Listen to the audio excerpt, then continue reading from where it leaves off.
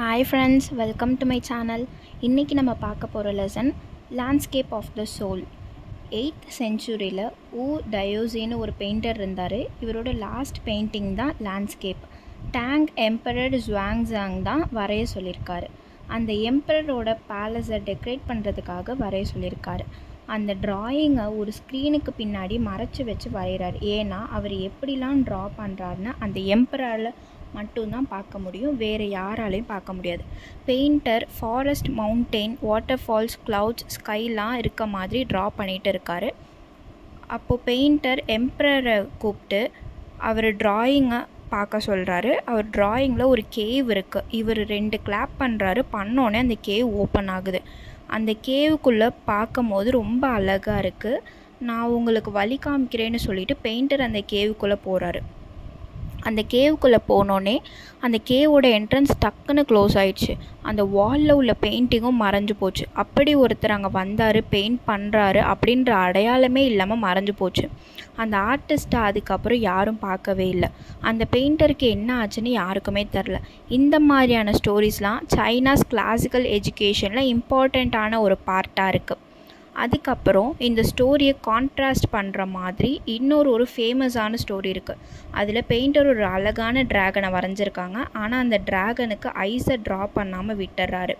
ஏன்னா ஐஸை ட்ரா பண்ணால் அந்த ட்ராகன் பண்ணுறது பறந்து போயிடுமோன்னு நினைக்கிறாரு. இது சைனா பெயிண்டிங். நெக்ஸ்ட் யூரோப்பியன் பெயிண்டிங்கை பற்றி பார்க்கலாம்.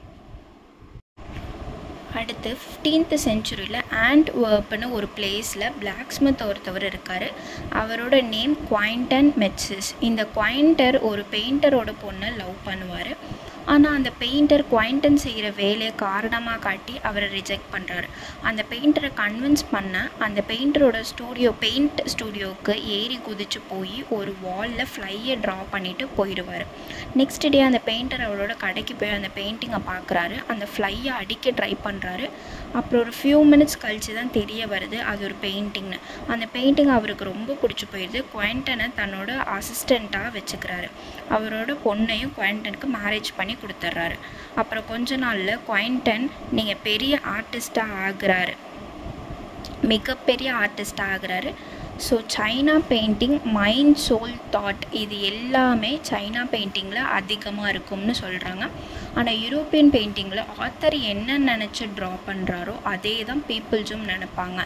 சைனா பெயிண்டிங்கில் அந்த எம்பரர் வெறும் அவுட்டரை மட்டும்தான் பார்த்தார். ஆனால் பெயிண்டர் தான் அதோட டெப்த்தை பார்த்தாரு. ஜஸ்ட் எம்பரர் அதோட அவுட்டரை மட்டும் தான் பார்த்தாரு.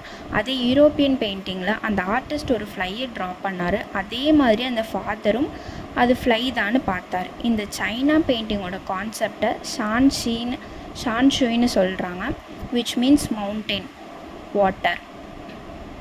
இந்த மவுண்டெயின்ஸை யாங்னு சொல்கிறாங்க. மவுண்டெயின் கீழேருந்து மேலே போகிற மாதிரி இருக்கனால இந்த மவுண்டன் ஹெவனுக்கு போகிற மாதிரி இருக்குது. இதை மாஸ்குலைன்னு ஒரு மேனோட கம்பேர் பண்ணுறாங்க. மவுண்டன் எப்படி ரொம்ப ஸ்ட்ராங்காக இருக்கோ அதே மாதிரி ஒரு மேனும் ரொம்ப ஸ்ட்ராங்காக இருப்பான்னு சொல்கிறாங்க. அப்புறம் வாட்டரை ஈன்னு சொல்கிறாங்க.